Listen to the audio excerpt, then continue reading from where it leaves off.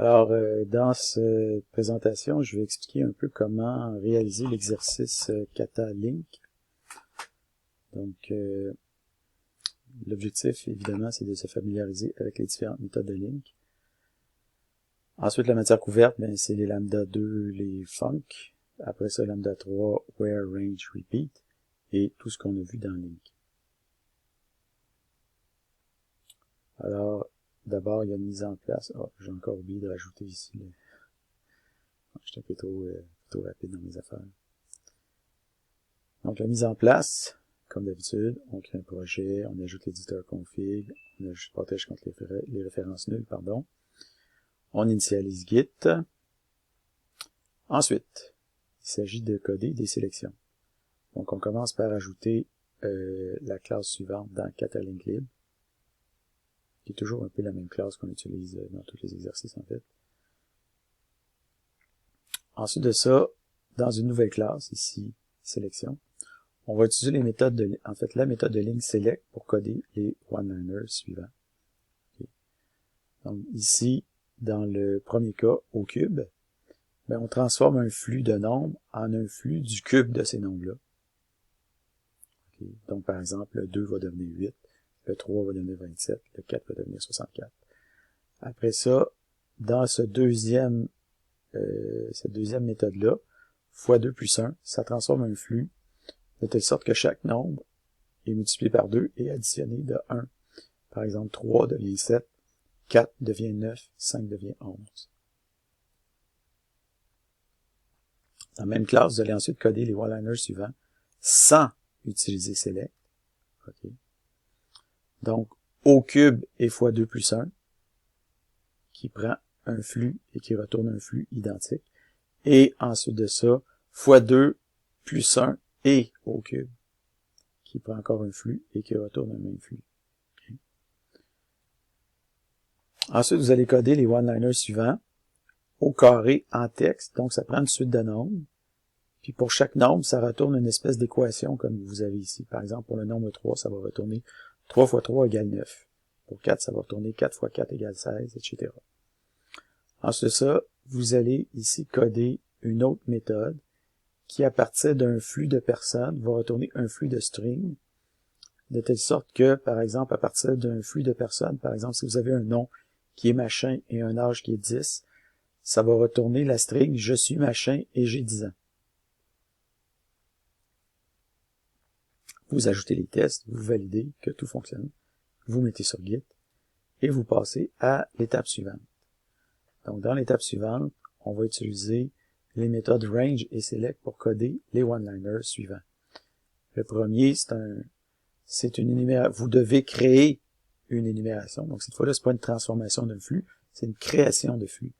Donc, vous créez un flux qui génère 1000 carrés à partir de 1. Donc, 1, 4, 9, 16, 25, 36, 49, 64, 81, 100, 121, 144, etc. Okay. Ensuite de ça, le deuxième, c'est 1000 fractions. Donc, vous commencez par 1 sur 1, 1 sur 2, 1 sur 3, 1 sur 4, 1 sur 5. Dans ce cas-là, c'était double. Et finalement, vous générez les 26 lettres de l'alphabet. Majuscules. Souvent, il y a plusieurs façons de coder les choses avec link. Donc, toujours dans la même classe, range au pluriel, vous allez coder les one-liners suivants en respectant les contraintes indiquées. Donc, la première, c'est qu'il faut utiliser where pour générer les nombres pairs de 2 à 2000. Et ensuite, on utilise select pour générer ces mêmes nombres pairs-là de 2 à 2000. Encore une fois, deux façons différentes de coder un même flux. La première façon, vous générez les nombres de 0 à 1000 concaténés avec les nombres de 2000 à 3000 en utilisant concat. Ensuite de ça, vous générez le même flux d'entier, mais en utilisant where au lieu de concat. Finalement, vous allez coder les one-liners suivants. Donc, le premier, en fait, génère 1000 cubes. Le deuxième génère 1000 numéros. c'est des strings. Donc, numéro 1, en fait, c'est la string numéro 1. Après ça, la string numéro 2, la string numéro 3, avec le dièse en avant. Et finalement, vous générez 1000 Yoda, personnes Yoda. Donc, la première, elle s'appelle Yoda 1, elle a 2 ans. La deuxième s'appelle Yoda 2, elle a 4 ans. La troisième s'appelle Yoda 3, elle a 6 ans. Et la millième, elle s'appelle Yoda 1000 et elle a 2000 ans. Vous allez rajouter le test S3 et vous allez tester et vous allez pousser sur Git. Les agrégations ensuite. Donc, comme dans les sections précédentes, il faut que des one-liners. Les méthodes qui sont utiles dans cette section-là, where, select, count, sum, average, min, max, distinct, all, any, order by, string.concat, string.startWith. Donc, d'abord, dans la classe agrégation, vous allez coder une méthode somme des carrés qui, à partir d'un flux d'entiers, va coder la somme de tous les carrés des entiers qui sont passés dans le flux. Par exemple, si vous passez les entiers 3 et 4, le résultat devrait être 3 carrés plus 4 carrés, donc ça devrait être 25. Maintenant, la deuxième méthode, ça c'est le nombre de caractères différents. OK. Donc, vous avez une string, et dans la string, on retourne le nombre de caractères différents qui sont dans cette même string-là. Par exemple, dans banane, vous avez 4 caractères différents, alors que dans coco, vous en avez 2. Ensuite, vous allez coder les agrégations suivantes. Okay.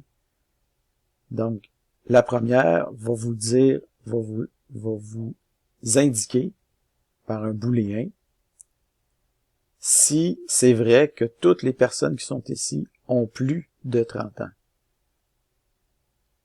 La deuxième va vous indiquer si c'est vrai que au moins une personne du flux est un centenaire. Donc, au moins un centenaire parmi les personnes qui sont ici. Et finalement, la dernière, c'est le nombre de personnes de plus de 20 ans dont le nom débute par la string que vous avez ici. Donc, le nombre de personnes de plus de 20 ans, donc parmi ces personnes-là, celles qui ont plus de 20 ans, et qu'en plus de ça, leur nom débute par le préfixe que vous avez ici.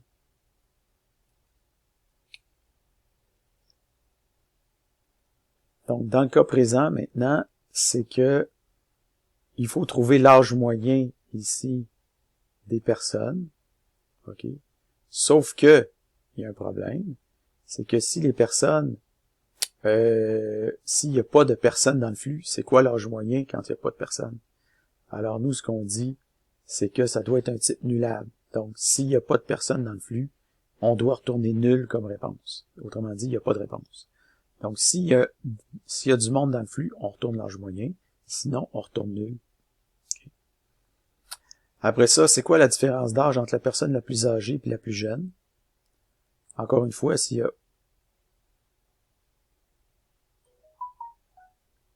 Dans ce cas-là, s'il n'y a pas de personne dans le flux, ben, on ne doit pas retourner. La différence est nulle parce que c'est impossible d'avoir une différence. Okay? Si, mettons, il y a juste une personne, ben, la différence, ça va être 0.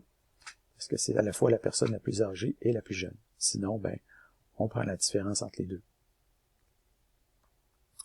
Tout ça, c'est des one-liners. Après ça, une agrégation un peu plus complexe. OK. Donc, on veut ici la liste des personnes, le flux de personnes. Donc, c'est-à-dire, non, excusez, je recommence. Donc, on veut une string, ici, qui correspond au nom des personnes, qui débute par le préfixe que vous avez ici, mais on veut que ces noms-là soient en ordre alphabétique, et séparés par des virgules. Donc, réponse sous forme de string, les noms séparés par des virgules, pas de répétition, en ordre. OK? C'est ça qu'on veut. Par exemple.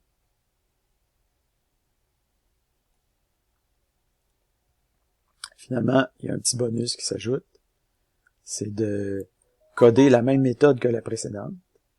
Donc, la même méthode que celle que vous avez ici, mais en utilisant le langage de requête de Link. Donc, en commençant par from. Okay. Vous testez avec les tests de la série S4. Vous validez sur Git.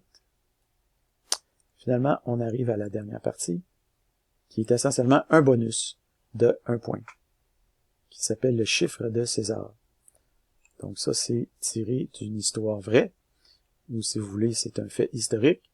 Donc, une des premières techniques qui est utilisée pour encoder les messages, c'est un code ou un encodage qu'on appelle, qui était utilisé par Jules César, okay, dans ses correspondances secrètes.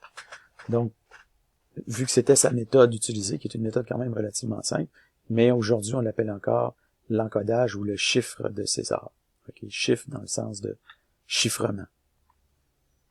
Donc, l'idée est relativement simple. Ça consiste à décaler chaque lettre d'un certain nombre de places. Okay? Je vais vous donner un exemple.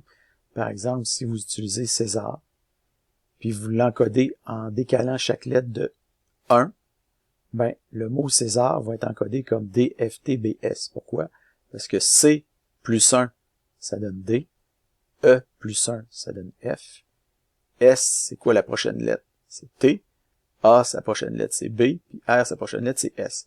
Donc ça, c'est un encodage avec un décalage d'une lettre, donc plus 1. Évidemment, on peut faire aussi, par exemple, des encodages de moins 1. Okay? Donc si on fait un encodage de moins 1, le C va devenir un B, le E, D, le S, un R, le A, comme il n'y a pas de lettre avant le A, on revient à Z. Okay? Très important. Donc le A devient un Z et le R devient un Q. Ça, c'est un décalage de moins 1. Si vous décidez de faire un décalage de plus 9, vous allez obtenir la chose suivante. Okay? Donc le C va devenir un L, le E va devenir un N, le S va passer au-delà du Z, va passer à A, puis va atteindre le B, le A va devenir un J, et le R va aussi passer au-delà du Z pour devenir un A. Okay?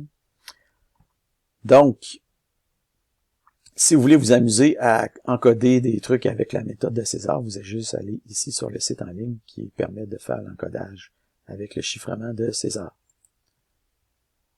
Donc, dans une nouvelle classe statique qui s'appelle César, vous allez coder un one-liner qui permet de chiffrer un message avec la méthode de César.